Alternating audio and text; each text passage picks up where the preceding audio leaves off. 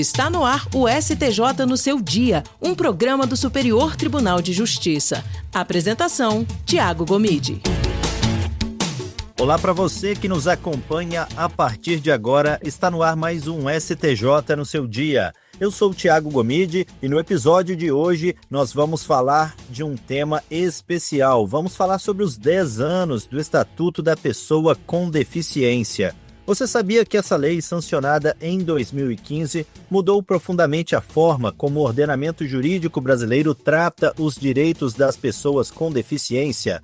A Lei Brasileira de Inclusão da Pessoa com Deficiência promoveu uma verdadeira transformação ao adotar um modelo biopsicossocial de avaliação da deficiência e ao garantir autonomia, acessibilidade e igualdade de oportunidades para milhões de brasileiros.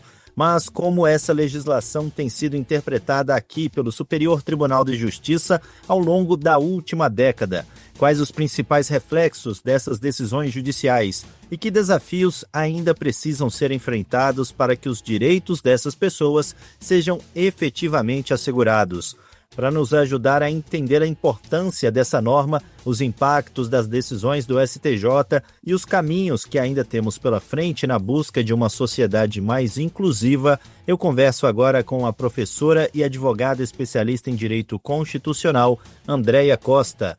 Seja muito bem-vinda ao STJ no seu dia. Prazer é todo meu, principalmente falar de um tema tão importante na atualidade que vem sofrendo tantas modificações, não só por parte da própria legislação, como também por parte da sociedade, passar a entender como essa lei foi modificada e como essas modificações, com certeza, elas atingem uma boa parte da sociedade que a precisa. Então, prazer é todo meu.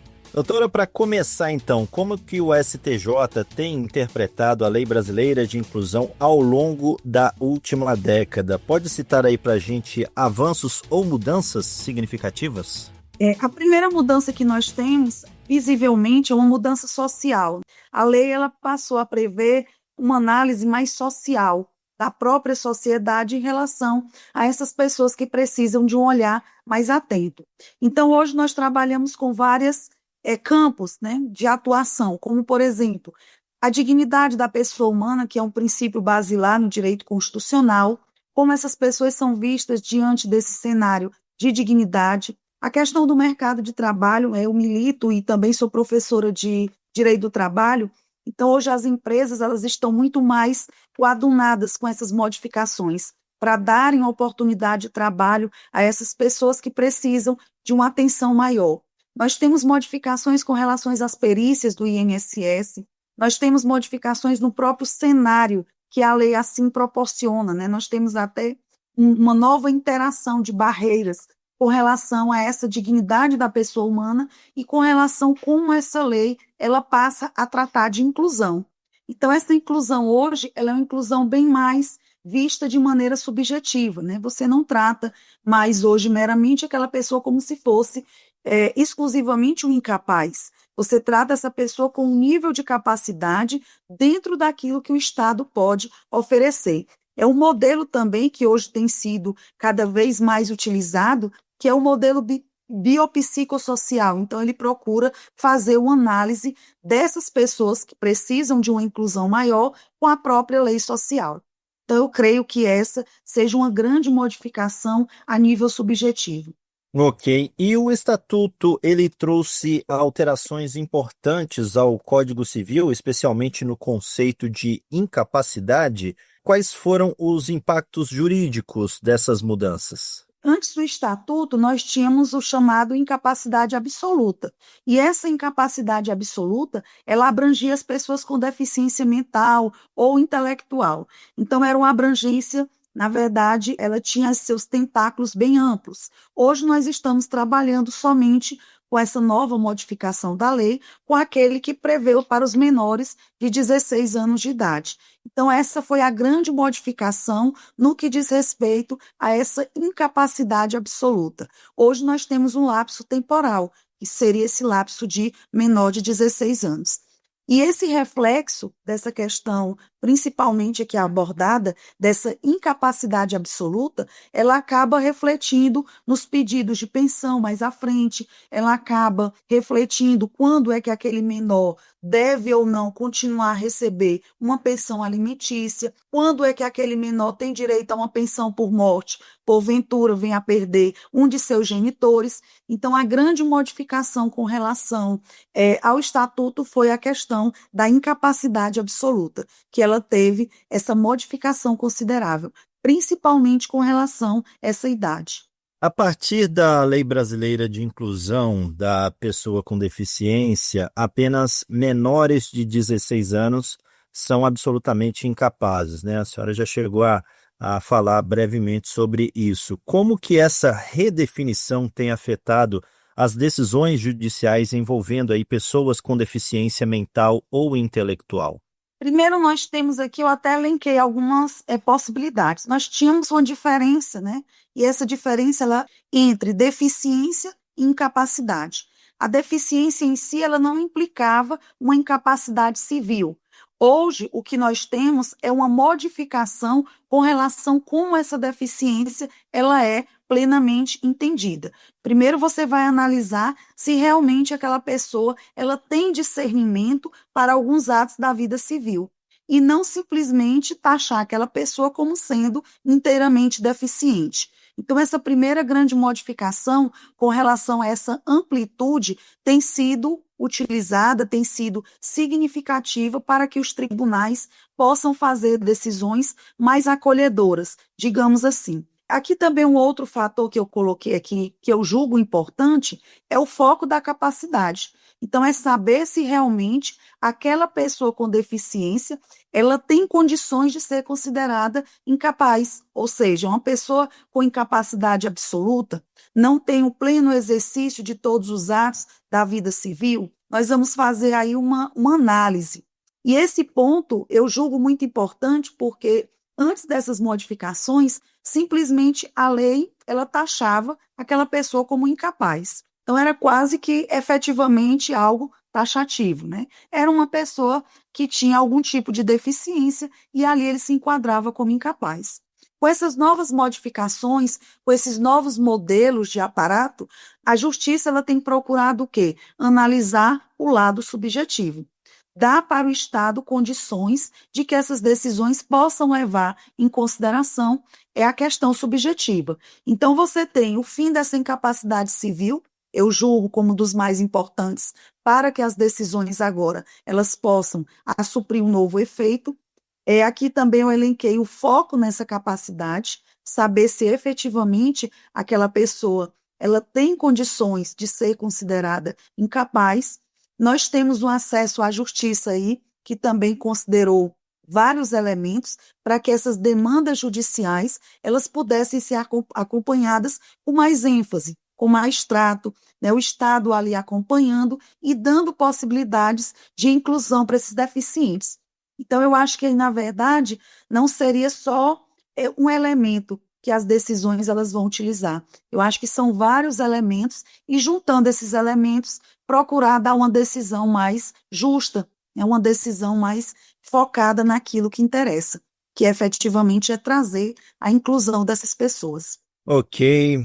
Doutora Andréia, em relação à prescrição, como que o STJ tem julgado aí casos de pessoas com deficiência que antes eram consideradas absolutamente incapazes? Nós temos hoje duas situações, né? Nós vamos ter o antes e o depois efetivamente. O STJ tem entendido que antes, né, da retroatividade dessa lei, ela não vai poder voltar, digamos assim, ela não vai poder abranger aquelas decisões que já foram tomadas, abranger aquelas decisões que já foram consideradas efetivamente transitadas e julgadas em determinados processos, né? Sejam em processos de curatela, sejam em processos por pensão por morte. Então, a lei ela não vai aí retroagir e desfazer aquilo que a coisa julgada, né, o direito adquirido já assim o determinou. Mas ele tem entendido, né, eu até peguei aqui alguns julgados interessantes, que mesmo que uma pessoa com deficiência tenha passado a ser considerado relativamente incapaz pela prova da lei, esses prazos prescricionais eles não vão correr com relação àqueles direitos daquelas pessoas que possuíam antes. Você tem apenas uma exceção a essa regra da prescrição.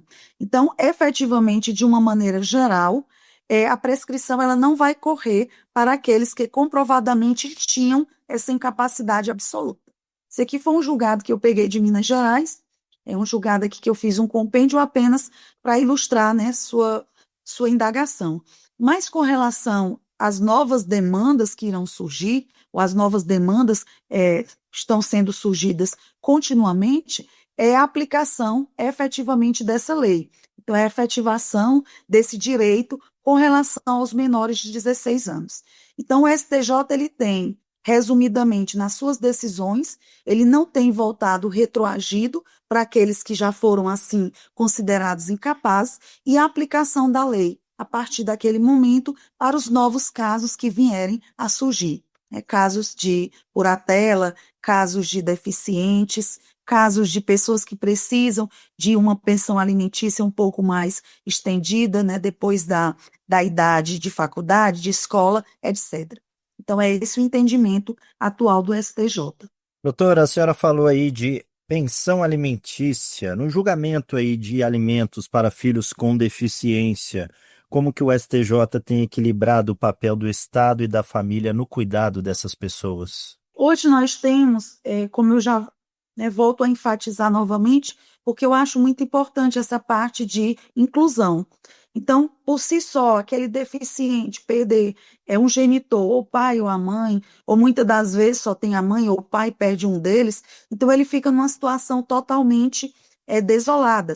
Ali fica aquele adolescente ou aquela pessoa com deficiência que muitas das vezes não tem, a família não tem um aparato financeiro para que possa dar ali sustentabilidade e condições para aquele adolescente. Então, o STJ hoje ele tem decidido muito com relação, mais uma vez, nesses princípios biossociais que nós chamamos, né? São princípios que vão enfatizar a dignidade daquele adolescente. Aqui eu elenquei alguns, principalmente a segurança financeira. Hoje, com relação aos filhos com deficiência e pensão por morte, na maioria dos casos, aquela pensão é devida aos 18 anos ou não mais aos 21. Para essas pessoas com deficiência, o entendimento do STJ é que tenha determinadas situações, aquela pensão ela vai se estender. Então, vai se estender mais do que aquela idade em que aquele adolescente ou aquela criança esteja na idade ali escolar, esteja na idade de universidade, por exemplo.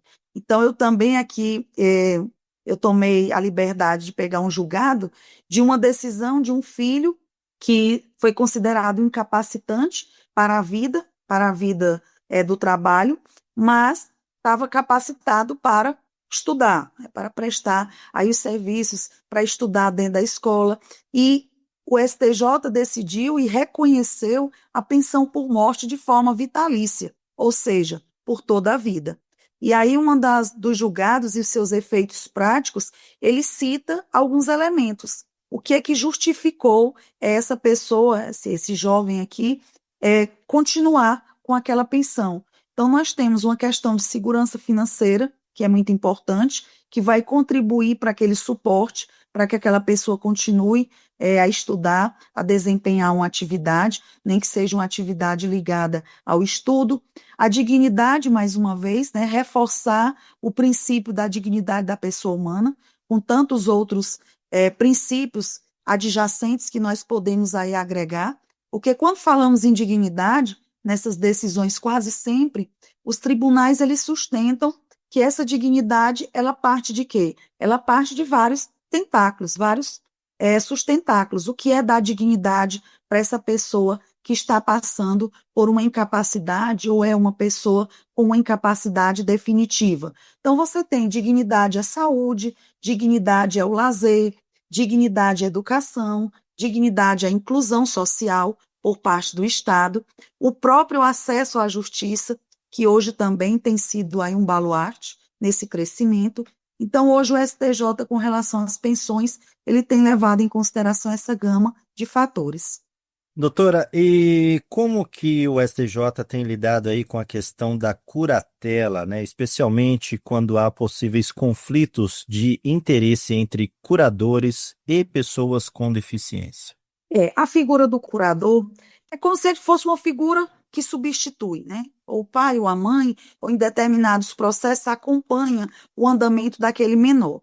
E hoje o entendimento é justamente que essa função do curador, ela seja feita de uma maneira subjetivamente falando. Em que sentido? O curador ele esteja ali em uma situação de par e passo com aquele menor, acompanhando as decisões, acompanhando, em muitos dos casos, movimentações financeiras, acompanhando o teor daquela decisão que colocou aquele curador dentro daquele processo. Então, mais uma vez, as decisões, quando você passa assim, um compêndio maior de análise dessas decisões, você percebe que essa figura, efetivamente do curador, ela é uma figura que ela foi destituída daquele curador antes das modificações. Não é aquela pessoa que simplesmente vai impor sua decisão, é aquela pessoa que efetivamente vai ficar ali, junto com aquele deficiente, com aquela pessoa que precisa de uma assistência maior, prestando esse apoio, prestando esse auxílio. Então, hoje, essa figura do curador, do curatelado, eu vejo muito essa figura hoje como uma contribuição àquele processo. Dependendo do tipo de processo, dependendo da maneira como aquele curador efetivamente, ele delineia e ele passa por essas abordagens. Então, o STJ hoje ele tem também entendido essa questão subjetiva do curador.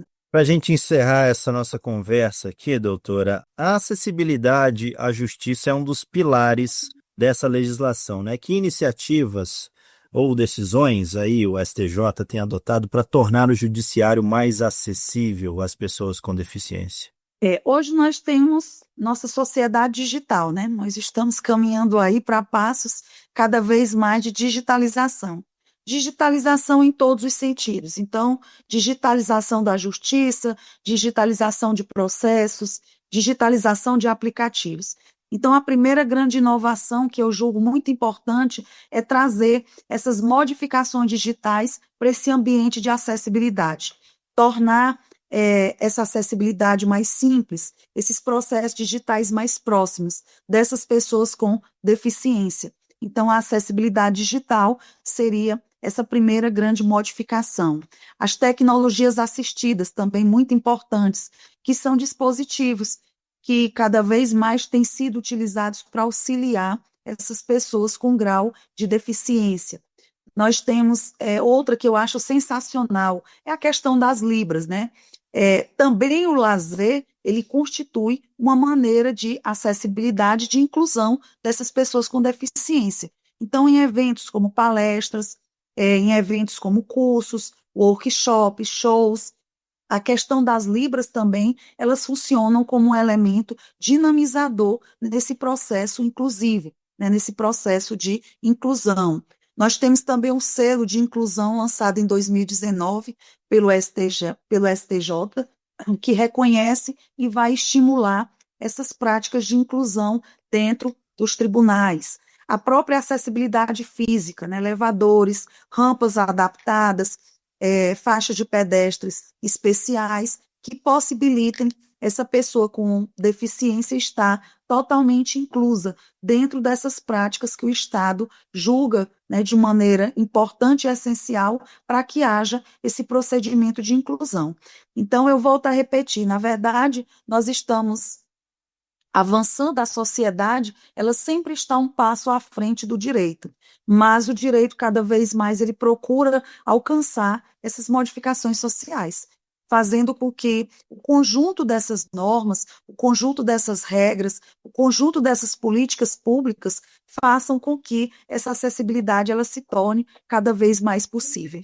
Eu acho que na verdade, é um conjunto de práticas inclusivas. Ok, doutora Andréia Costa, muito obrigado por essa participação aqui no STJ no seu dia. Eu agradeço a oportunidade, é um diálogo rápido, mas eu espero que tenha dado aí uma luz para a sociedade, de uma maneira geral, que as pessoas possam entender essa questão da acessibilidade como sinônimo de inclusão. Não se pode entender acessibilidade se não entendermos a inclusão como sendo um elemento aí basilar, um elemento, um patamar diferenciado para esses tempos em que estamos vivendo cada vez mais de inclusão e de reinserção dentro do Estado democrático. Eu é que agradeço a oportunidade. STJ no seu dia, um programa do Superior Tribunal de Justiça. E o STJ no seu dia vai ficando por aqui. Eu agradeço pela sua companhia na Rádio Justiça e também pelas plataformas digitais. O STJ no seu dia tem produção de Caio Baltazar, trabalhos técnicos de Roberto Glória, direção e coordenação geral de Daniele Lombardi. Até o próximo episódio. STJ no seu dia, um programa do Superior Tribunal de Justiça.